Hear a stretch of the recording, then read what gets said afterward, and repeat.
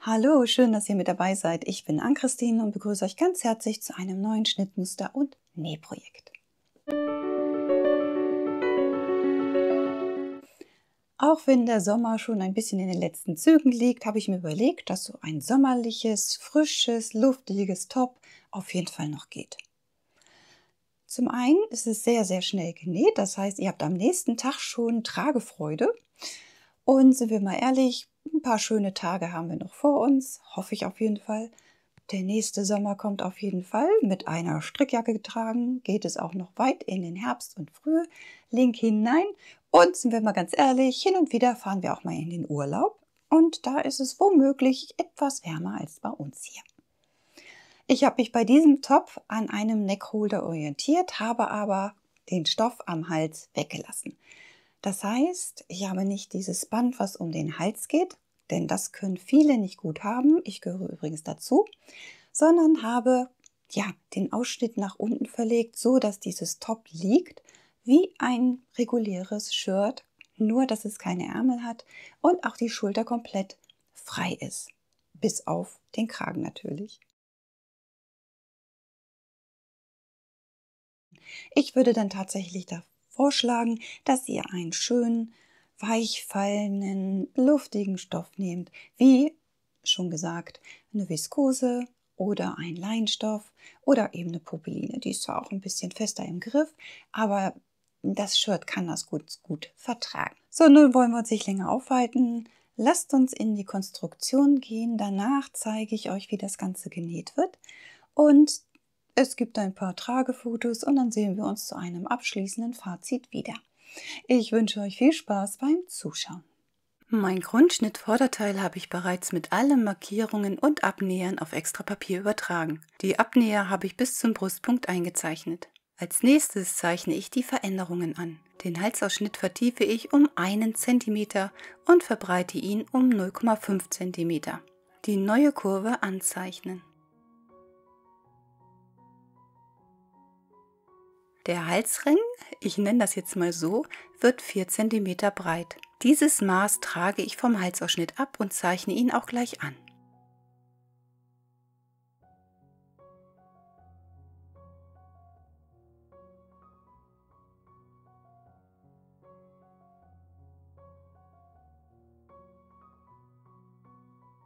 Sowohl der Halsring als auch das untere Vorderteil werden an den Stoffbruch angelegt. Den Armausschnitt erhöhe ich um 1 cm und überlege dann, an welchem Punkt ich das untere Vorderteil am Halsring ansetzen möchte. Ich messe bei mir 6 cm von der Schulter auf dem Ring ab und markiere diesen Punkt. Die Markierung auf jeden Fall auf den Halsring übertragen, da das eine wichtige Ansatzmarkierung für später ist. Das gilt später dann auch für das Rückteil. Und nun zeichne ich von diesem Punkt zum neuen Achselpunkt den neuen Armausschnitt an. Damit der Armausschnitt nicht absteht, zeichne ich einen kleinen Abnäher so circa von der Mitte des Armloches zum Brustpunkt an. Der Abnäher bekommt eine Breite von circa 1 cm. Bevor ich damit aber weitermache, schneide ich erst einmal den Halsring ab. Nun schneide ich alle Abnäher an einem Schenkel bis zum Brustpunkt ein und klebe zuerst die Brustabnäherschenkel bündig aufeinander. Danach die Schenkel des Armausschnittabnähers.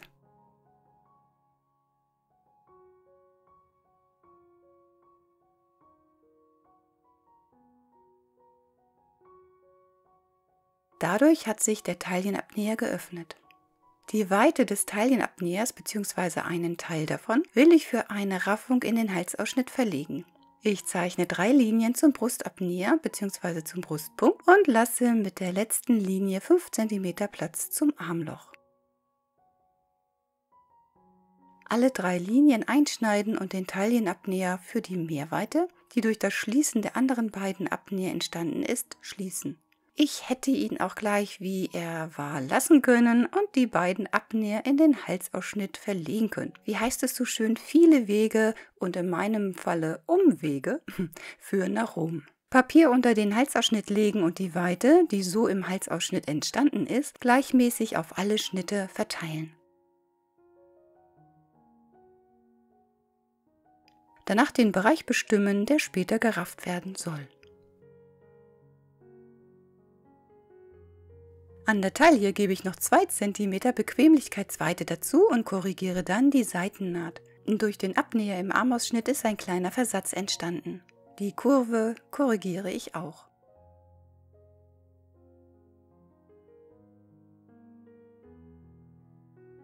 Je nachdem, wie lang ihr eure Bluse haben möchtet oder euer Topshirt, wie auch immer, stellt ihr den Wert an der vorderen Mitte bzw. Bruch an. Ich habe mich für 23 cm von der Taille gemessen entschieden. Im rechten Winkel dazu trage ich den Viertelwert meiner gemessenen Hüftbreite zuzüglich Mehrweite, damit die Bluse dann auch später locker fällt, ab. Die Seitennaht erst einmal zum Saum ziehen. Die Ecke an der Taille wird etwas weicher gezeichnet. Und dann überlege ich mir, wie mein Saum fallen soll. Ich möchte ihn zu den Seiten erhöht und schön geschwungen arbeiten. Ich gehe an der Seitennaht 7 cm hoch und lasse dann den Saum, wie ihr hier sehen könnt, in den vorhandenen Saum einlaufen.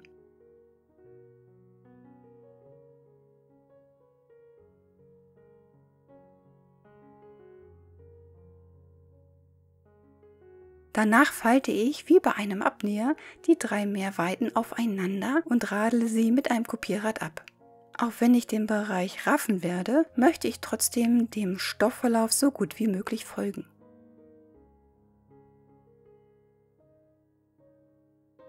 Ich runde die Spitzen und möglichen Kanten jedoch ab. Das Ganze sieht dann so aus.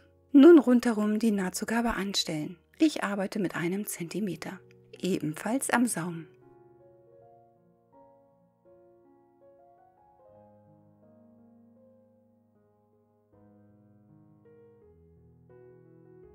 Beschriften und ausschneiden. Und beim Halsring an der Schnittkante ebenfalls die Nahtzugabe anstellen. Ausschneiden und das Vorderteil ist fertig.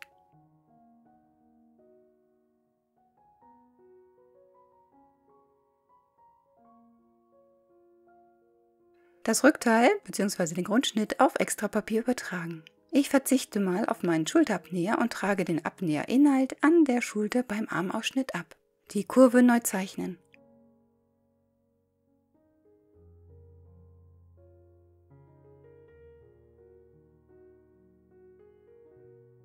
Und ich muss auch die Schulterlinie korrigieren. Danach wiederhole ich die Veränderungen, die ich auch beim Vorderteil schon gemacht habe. An der Seitennaht 2 cm dazugeben. Den Armausschnitt um 1 cm anheben und die neue Seitenlinie anzeichnen. Den Halsausschnitt um 0,5 cm verbreitern und 0,5 cm vertiefen und ebenfalls neu anzeichnen.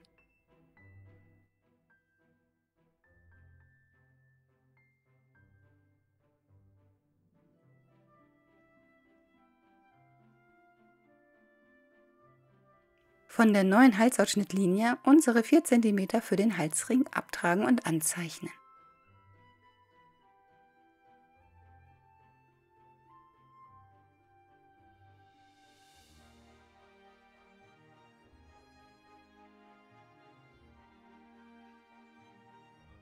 Dann wieder überlegen, wo der Armausschnitt am Halsring angesetzt werden soll.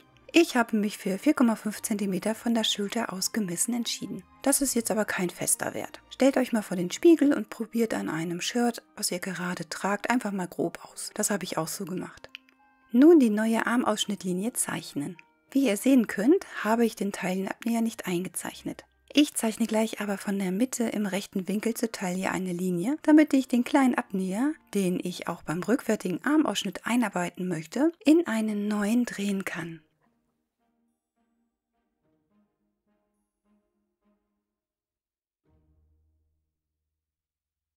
Den Halsring abschneiden. Wie beim Vorderteil die Abnäherschenkel zur Spitze einschneiden und das Papier am Arm 0,5 cm überlappen lassen und festkleben.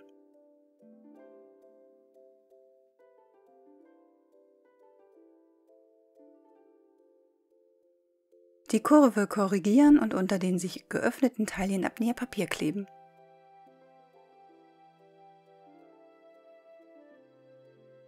An die hintere Mitte stelle ich 1,5 cm Nahtzugabe an. Das Shirt bekommt einen Schlitz im Nacken mit Bindebänder.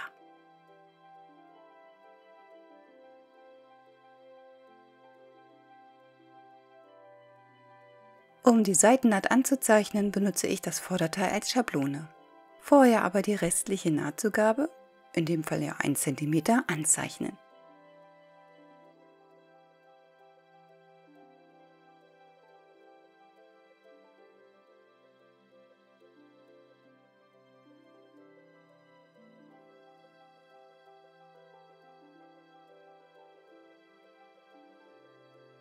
Die Seitennaht und Saumlinie übertragen und das Teil ausschneiden.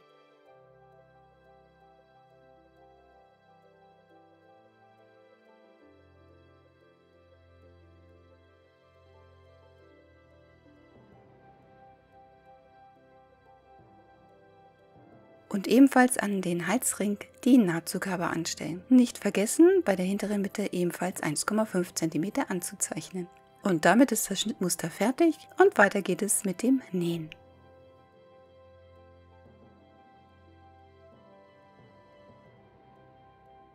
Ich benutze hier eine Viskose, so langsam kommen wir auch miteinander klar. Ich habe aber auch aufgehört, mir großartige Gedanken beim Zuschnitt zu machen. Das Ganze wird vernünftig ausgerichtet, gesteckt und ausgeschnitten. Und dann so nach dem Motto, nach mir die Sinnflut. Und eigentlich funktioniert diese Ignoranztaktik sehr, sehr gut.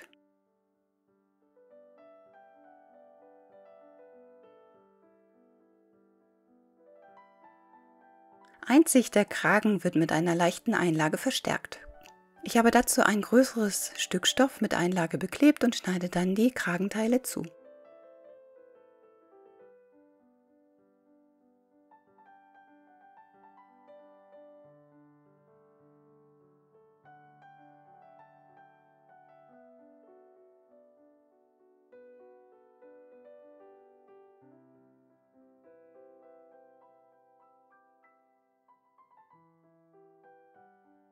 Ein Vorder- und Rückteil wird mit Einlage verstärkt ausgeschnitten und ein Satz ohne. Vergesst nicht, die Ansatzmarkierungen für das Vorder- bzw. Rückteil anzuzeichnen bzw. mit einem kleinen Knips in die Nahtzugabe zu markieren. Ansonsten habe ich alle wichtigen Ansatzmarkierungen übertragen. Als erstes bereite ich den Halsring vor. Die Zuschnitte von Innen- und Außenkragen bzw. Halsring an den Schultern rechts auf rechts stecken.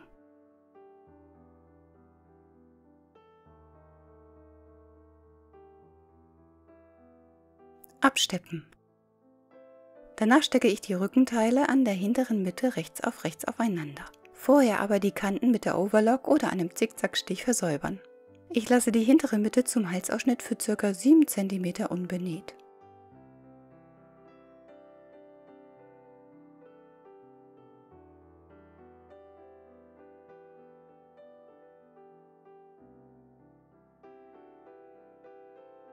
Die Nahtzugabe des Halsringes auseinanderbügeln und rechts auf rechts aufeinander stecken.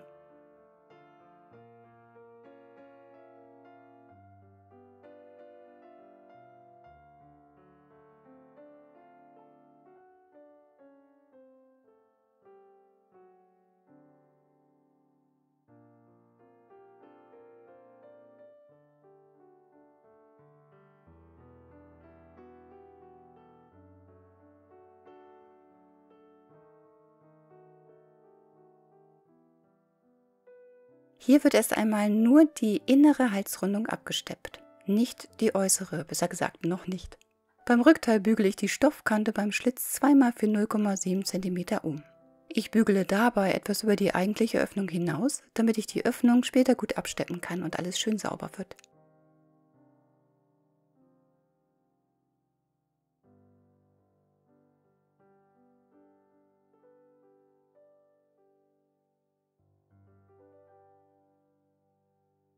Die restliche Nahtzugabe auseinanderbügeln.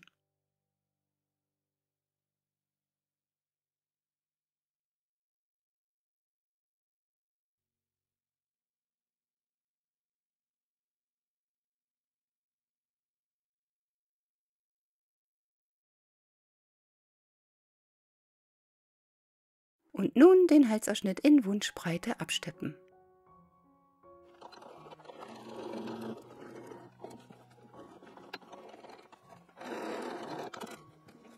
So sieht das dann aus.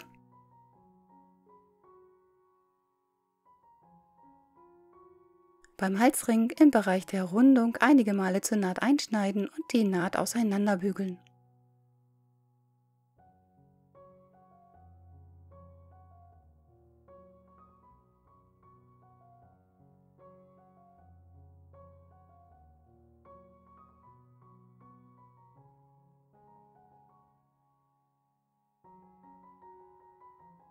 und auch schon mal in die finale Form bügeln.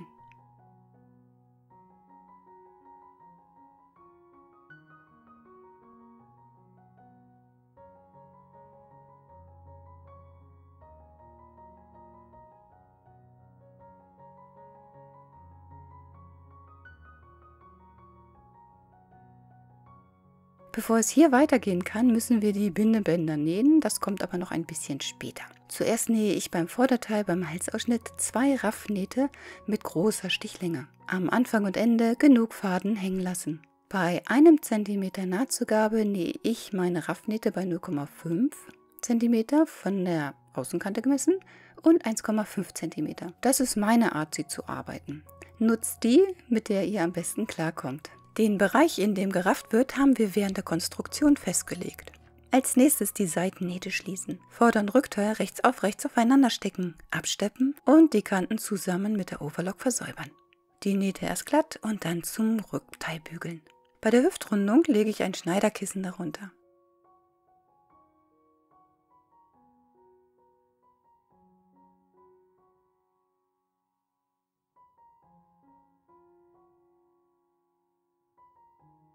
Da ich den unteren Saum und die der Armausschnitte mit einem ganz schmalen Einschlag-Umschlagsaum arbeiten möchte, verschneide ich die Nahtzugabe der Seitennähte und der hinteren Mitte für ca. 5 mm, damit die Naht in dem Bereich nicht zu dick wird.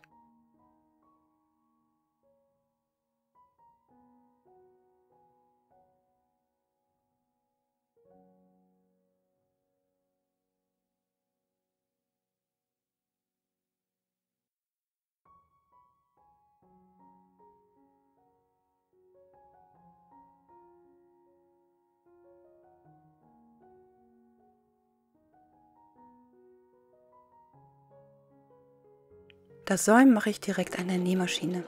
Ich habe hier einen Geradstichfuß eingesetzt und falte den Stoff für die Breite des rechten Füßchenteils um und steppe ihn ab. Einmal den gesamten Saum nähen und danach den Stoff noch einmal falten und ebenso absteppen. Die Breite wird dann im Prinzip vorgegeben, da könnt ihr eigentlich nicht viel falsch machen. Auf jeden Fall geht es mit 2 Händen definitiv einfacher.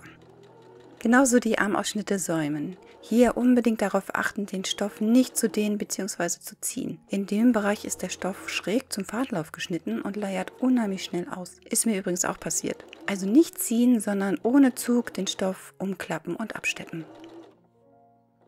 Für die Bindebänder habe ich 2 Streifen à 4 cm Breite und 32 cm Länge zugeschnitten und stecke sie rechts aufeinander.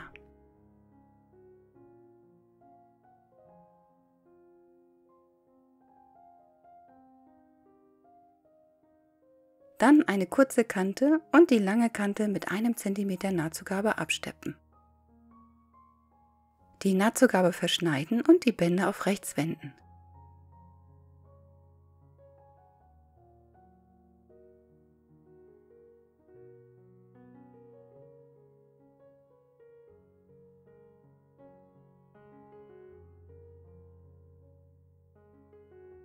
Bügeln.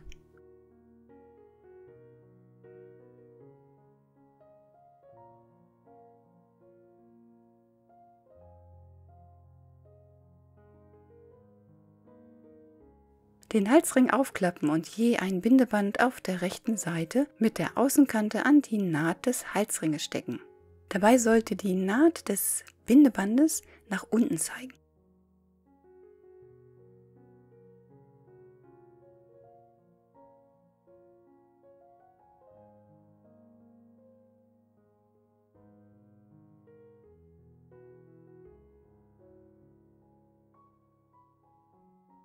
Danach die kurzen Kanten rechts auf rechts stecken und erst einmal absteppen.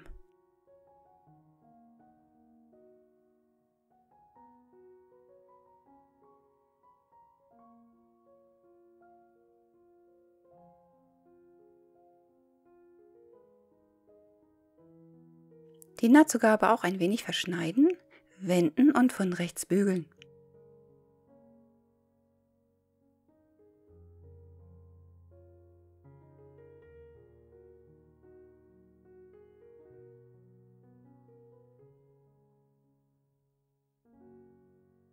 Jetzt die noch offene Kante rechts auf rechts stecken. Achte darauf, die Markierungen von Ober- und Unterkragen aufeinander zu legen.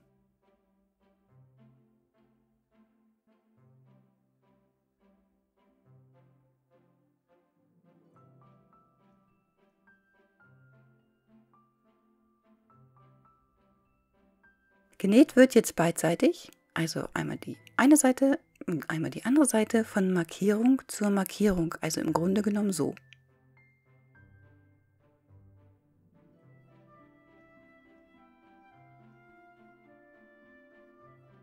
Auch wieder ein bisschen Nahtzugabe abschneiden und den genähten Bereich einige Male zur Naht einschneiden.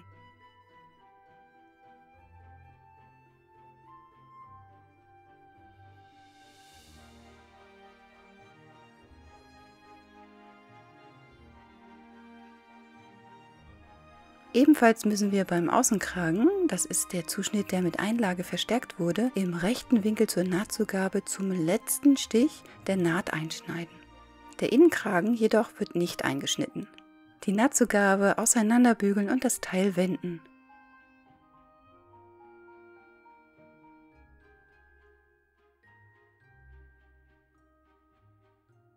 Noch einmal gut ausbügeln.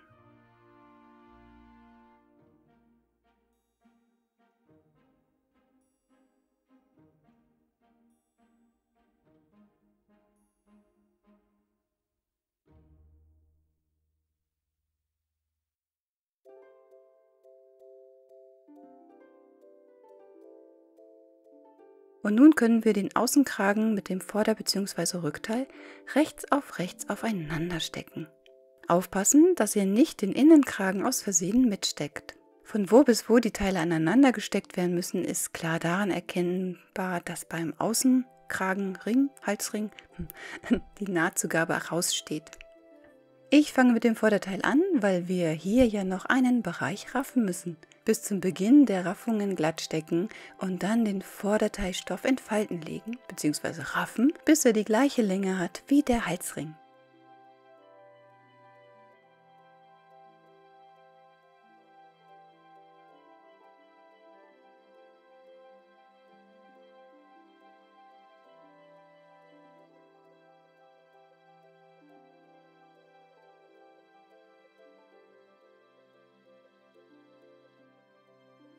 Die Fältchen gut verteilen und feststecken.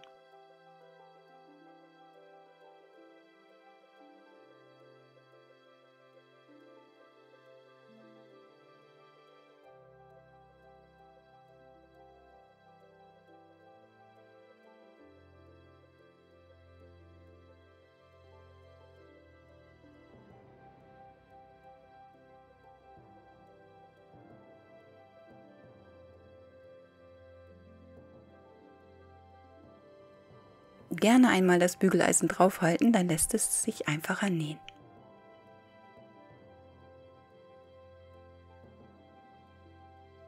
Fertig genäht sieht das dann so aus. Die Raffnähte rausziehen.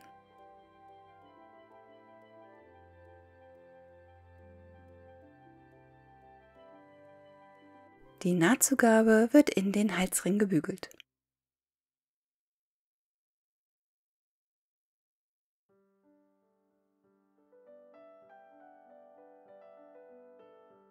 Als nächstes das Rückenteil anstecken. Der Schlitz wird an die kurze Kante des Halsringes gesteckt. Ansonsten weiter bis zur Markierung.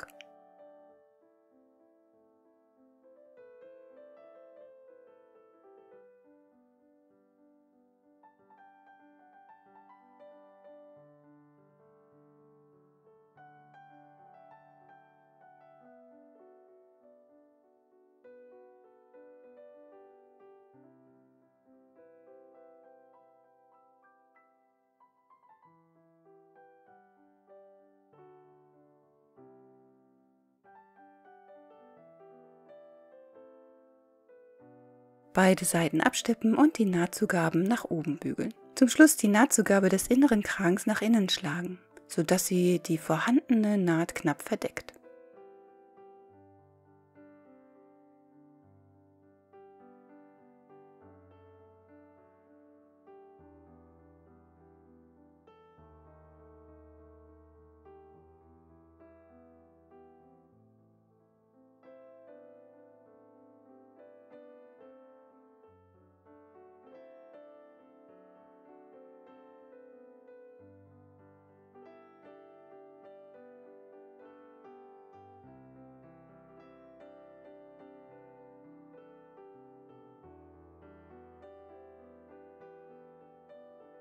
Den Kragen von außen entweder im Nahtschatten oder knappkantig zum Nahtschatten absteppen. Oder von innen mit der Hand. Hinterher kontrollieren, ob der innere Kragen gefasst wurde, wenn ihr von außen absteppt. Fertig genäht sieht das Top so aus und getragen so.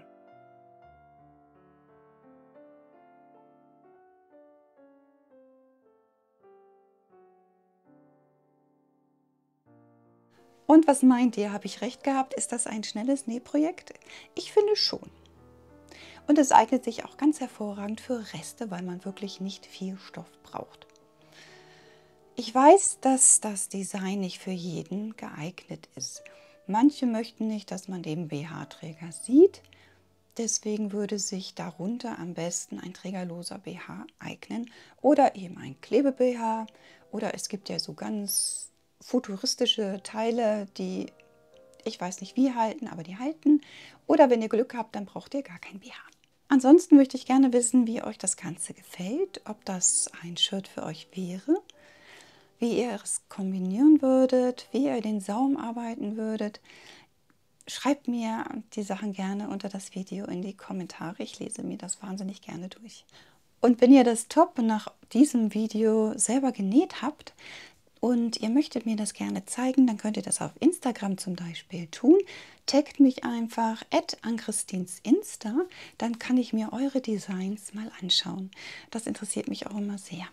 Des Weiteren hoffe ich natürlich, dass euch das Video gefallen hat. Wenn es so ist, ihr kennt das schon, gebt mir gerne einen Daumen hoch, abonniert meinen Kanal. Wenn ihr in dem Zuge auf die kleine Glocke klickt, werdet ihr immer gleich informiert, wenn es ein neues Video von mir gibt. Und dann wünsche ich euch noch einen schönen Sommer, eine schöne Zeit mit bei eurer Nähmaschine. Lasst eurer Kreativität freien Lauf, tobt euch aus, habt Spaß, habt Freude. Und dann würde ich mir sehr, sehr wünschen, wenn ihr auch das nächste Mal wieder mit dabei seid. Bis dahin, alles Liebe, eure Ann-Christine.